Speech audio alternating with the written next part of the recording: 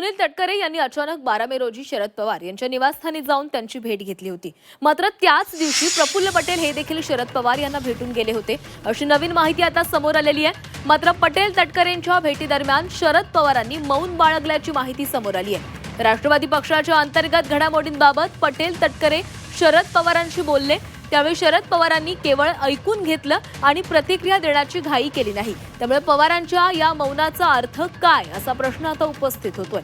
मात्र राष्ट्रवादीच्या अंतर्गत घडामोडी या त्यांच्या पक्षाचा अंतर्गत प्रश्न आहे। शरद पवार कुटुंबातील ज्येष्ठ या नात्यानं कुटुंब प्रमुख ही भूमिका बजावू शकतात, असा सूर राष्ट्रवादी शरदचंद्र पवार पक्षाच्या गटातील असल्याचं कळतंय।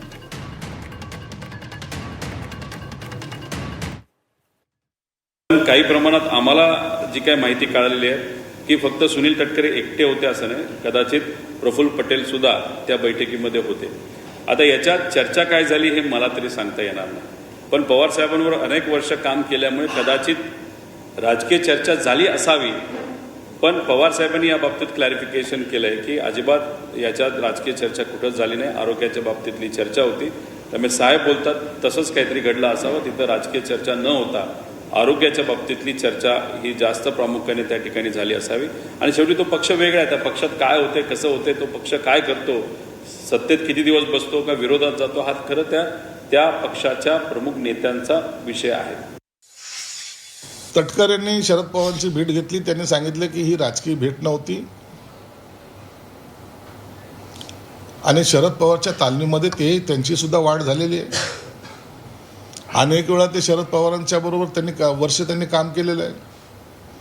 म्हणून आता तुम्ही त्या राजकीय भेट नव्हती याचा दुसरा अर्थ काय घ्यायचा तो घ्या आणि त्याचे काय निष्कर्ष लावायचे ते लावा, परंतु याचा कुठेतरी राजकारणामध्ये थोडे बहुत जे संकेत मिळत आहेत ते संकेत मला वाटतं नेमकं भविष्यामध्ये काय घडेल याची ही पूर्वतयारी असावी असं दिसतंय।